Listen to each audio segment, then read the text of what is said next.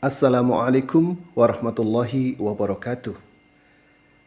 Pada kesempatan yang baik ini, saya akan sampaikan satu topik, satu tema yang sangat penting, yang saya beri judul berkomunikasi namun tidak terhubung.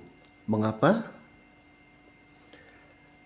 Materi ini saya sarikan dari sebuah buku yang ditulis oleh John C. Maxwell, seorang pakar leadership dan komunikasi, yang bukunya dan trainingnya telah digunakan di berbagai perusahaan multinasional di seluruh dunia.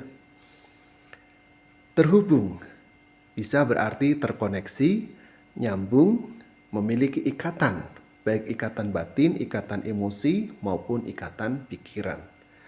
Komunikasi yang terhubung itu artinya komunikasi yang ada ikatan antara komunikator dengan komunikan. Terhubung adalah kemampuan untuk memahami orang dan berhubungan dengan mereka dengan cara yang dapat meningkatkan pengaruh kita kepada mereka. Tentu apa yang baik pada diri kita ingin itu tertular atau teresonansi pada orang lain. Kemampuan untuk berkomunikasi dan terhubung dengan orang lain merupakan faktor yang sangat penting. Faktor penentu utama dalam mencapai potensi kita. Potensi kita yang besar, tentu kita tidak ingin tenggelam, kita ingin munculkan sedemikian rupa. Dan itu dengan berkomunikasi yang terhubung.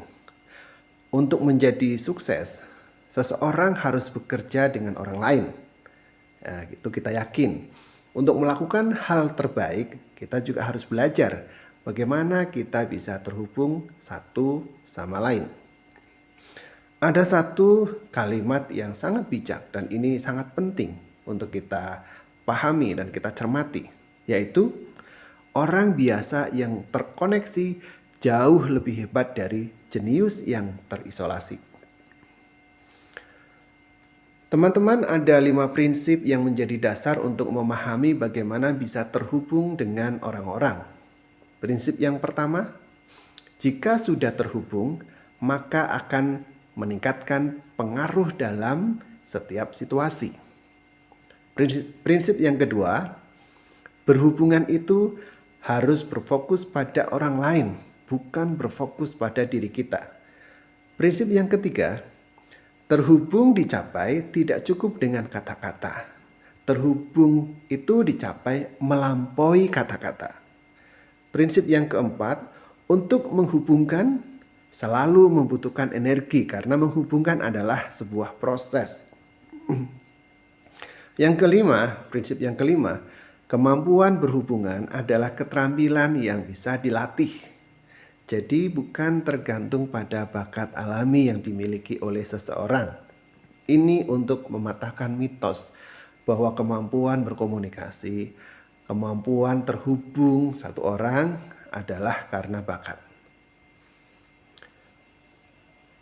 Ada 5 cara atau 5 praktek yang dapat dilakukan oleh siapa saja untuk bisa terhubung dengan orang lain.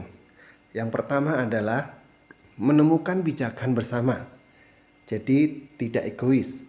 Yang kedua, menjadikan komunikasi kita komunikasi yang sederhana. No rumit, no ruwet. Yang ketiga, ciptakan tema yang disukai oleh semua orang. Yang keempat, otentik, menampilkan diri apa adanya, tidak lebay, tidak kamuflase. Yang kelima adalah jalani apa yang kita komunikasikan atau lakukan apa yang kita komunikasikan. Sehingga bukan no action talk only atau NATO. Teman-teman, kemudian bagaimana tingkat hubungan itu? Ada 3 tingkat atau 3 level. Yang pertama adalah hubungan satu orang dengan satu orang atau satu lawan satu. Yang kedua adalah hubungan dalam kelompok. Yang ketiga adalah hubungan dengan audien pada saat berkomunikasi di depan publik atau di depan halayak. Nah, kita lihat yang pertama hubungan satu lawan satu atau satu dengan satu. Dalam hubungan ini kita lebih sedikit ya berbicara tentang diri kita, memberikan kesempatan orang lain untuk lebih berbicara. Oke, saya ulang ya, lebih sedikit tentang kita ya, memberikan kesempatan orang lain untuk lebih banyak berbicara tentang dirinya. Yang kedua adalah upayakan kita bisa memberikan sesuatu, memberikan gift yang kecil barangkali, tetapi itu bermanfaat bagi dirinya. Gift itu bisa berupa benda fisik atau non fisik. Kemudian di akhir sesi percakapan kita bisa tanyakan apa yang bisa kita bantu, apa yang bisa kita lakukan untuk membantu mereka. Ya, kemudian kita tindak lanjuti. Apalagi komunikasi ini kita lakukan dalam konteks pelayanan publik. Yang kedua, berhubungan dalam kelompok, kita di dalam kelompok. Ya, oke, yang pertama kita bisa cari cara untuk bisa memuji orang lain dalam kelompok itu. Hindari membuli atau merendahkan orang lain.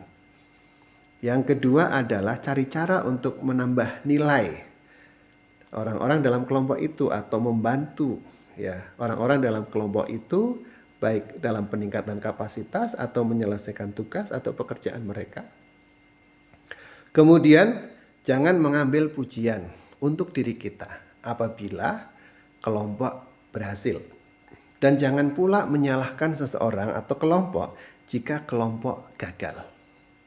Kemudian temukan cara untuk membantu kelompok ya, bagaimana merayakan kesuksesan tersebut ya. Kita punya inisiatif mengajak makan misalnya dan seterusnya. Yang ketiga adalah bagaimana ketika berhubungan dengan audiens ya. Kita perlu sampaikan bahwa kita bersemangat ya bersama mereka, berada di tengah-tengah mereka. Tunjukkan antusiasme kita dari cara berbicara kita, dari mimik wajah kita atau ekspresi kita, body language kita. Kemudian komunikasikan bahwa kita ingin membantu atau menambah nilai bagi mereka. Jadi mereka akan paham bahwa hadirnya kita itu ada manfaat yang bisa didapatkan oleh mereka. Beritahu mereka bagaimana mereka atau organisasi mereka telah berjasa menambah nilai bagi diri kita. Kita ucapkan syukur ya. Kita harus memberikan pengakuan bahwa mereka atau organisasi mereka itu sudah membantu diri kita, sudah menambah nilai kita. Teman-teman sekalian, hubungan itu adalah tentang orang lain. Upaya menghubungkan tidak pernah tentang saya atau tentang kita, tetapi tentang orang, tentang dia, ya, tentang orang yang berkomunikasi dengan saya atau dengan kita. Jika kita ingin terhubung dengan orang lain, kita harus melupakan diri kita, walaupun sebenarnya kita juga butuh menjadi pusat perhatian. Kita harus mengubah fokus dari dalam diri kita ya kepada orang lain. Ini yang disebut sebagai transpersonal relationship ya. Kemudian berhubungan adalah tentang alasan orang lain, bukan alasan kita. Berhubungan membutuhkan kedewasaan. Kedewasaan adalah kemampuan untuk melihat dan bertindak atas nama orang lain atau atas alasan orang lain. Orang yang belum dewasa tidak bisa melihat sesuatu dari pandangan atau ego orang lain ya. Dan ini tentu sangat berbahaya bagi para pemberi pelayanan publik. Siapa mereka? Ada pemimpin, ada pembicara, ada guru, ada perawat, ada dokter, ada pengkhotbah dan lain-lain. Ya.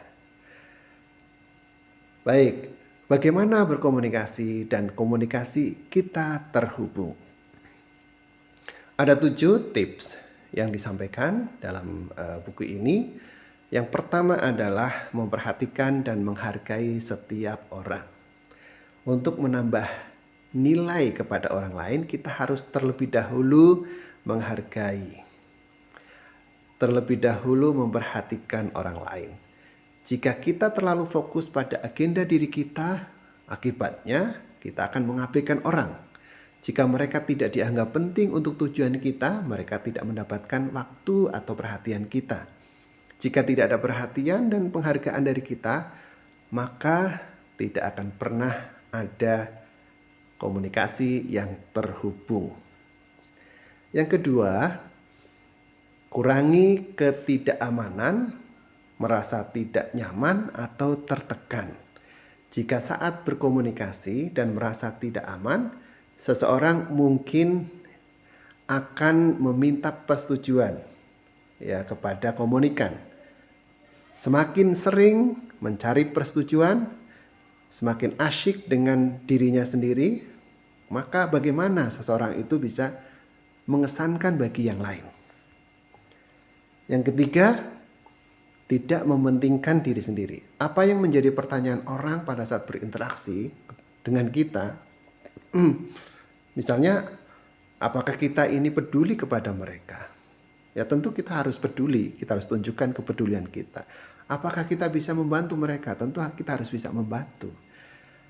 Apakah kita bisa memberikan nilai tambah bagi mereka? Tentu harus bisa memberikan nilai tambah.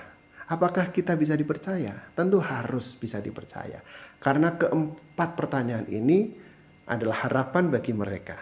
Dan kalau harapan ini tidak tercapai, maka tidak mungkin ada yang disebut sebagai terhubung atau terkoneksi. Yang keempat, menjadi pendengar yang baik. Kita harus menunjukkan sikap mendengarkan. Bukan hanya mendengar, tapi mendengarkan, proses aktif. Tunjukkan bahwa kita menghargai hal-hal yang mereka sampaikan. Tunjukkan bahwa kita menerima mereka apa adanya. Ya. Kemudian ajukan pertanyaan sebagai bentuk antusiasme kita. Bila ingin membagi nilai, bagikan nilai-nilai yang serupa bagi mereka. Hindari membagi nilai yang bertolak belakang dengan nilai-nilai mereka. Kemudian kita harus membangun hubungan di atas etika, di atas norma, di atas nilai-nilai yang bersifat universal. Ya. Yang kelima, temukan dan identifikasi kekuatan setiap orang. Dan ini biasanya adalah komunikasi kita di dalam kelompok. Di dalam kelompok kita perlu untuk mengakui nilai, kekuatan, potensi dari teman kita dalam kelompok. Mengakui kontribusi setiap orang. Kalau kita punya ide, kita berbicara, kita memberikan pandangan, maka kita perlu juga meminta masukan pandangan orang lain. Kemudian biarkan orang lain terlihat lebih dominan dari diri kita, bahkan ketika mereka mendominasi kita. Jangan kita balas ya. Kemudian biarkan jika mereka mengambil inisiatif memimpin di bidang mereka, no problem. Yang keenam, apabila kita berbicara di depan publik, ada hal-hal yang harus diperhatikan. Kita perlu mengungkapkan penghargaan kita.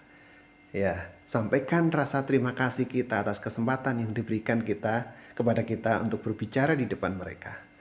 Lakukan sesuatu yang istimewa untuk mereka, jika bisa ya. Seperti menyiapkan konten atau materi yang unik, yang terbaik, yang menarik, yang menghibur, yang bermutu untuk mereka. Lalu kita lihat mereka sebagai orang yang super, ya, angka 10. Dan saat selesai berbicara, beritahu kepada mereka betapa kita menikmati momen tersebut. Yang ketujuh, jangan biarkan apapun yang kita lakukan karena ambisi, kesombongan, dan egois. Tetap dalam kerendahan hati. Tidak perlu kita menyampaikan semua portofolio yang hebat-hebat yang kita miliki. Biarkan jika ada orang yang lebih menghargai orang lain. Ya, biarkan jika ada orang yang menganggap orang lain lebih baik, lebih hebat dari kita. Kita hanya perlu fokus untuk melakukan kepentingan mereka, ya, bukan kepentingan diri kita. Teman-teman, karena harga diri kita tidak boleh ditentukan oleh penghargaan orang. Ya, harga diri kita mestinya ditentukan oleh apa yang bisa kita lakukan, kebaikan apa yang bisa kita lakukan untuk orang lain, untuk kelompok, dan untuk yang lebih besar. Nah, di slide yang terakhir ini, Ya, saya ingin sampaikan ada beberapa situasi ketika kita berbicara di depan umum. Ada situasi yang benar, ada situasi yang kurang tepat ya.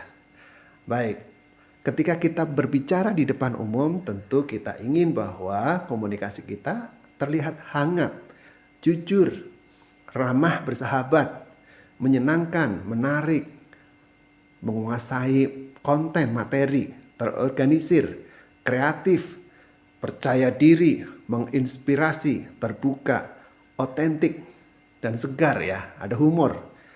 Jadi jangan sampai pada saat kita berbicara di depan umum di halayak kemudian terlihat dingin, terlihat samar, datar, ya rumit, jaga image, grogi, terlalu formal, tidak relevan atau kemana-mana pembicaraannya, gugup, monoton, instruksional, kemudian dibuat-buat, tegang dan sebagainya.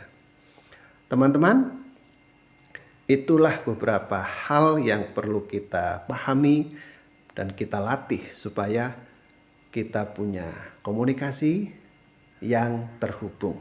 Karena banyak orang berkomunikasi, semua orang berkomunikasi, tetapi sedikit sekali yang komunikasinya terhubung. Demikian, apabila bermanfaat silakan subscribe, like, and share. Assalamualaikum warahmatullahi wabarakatuh.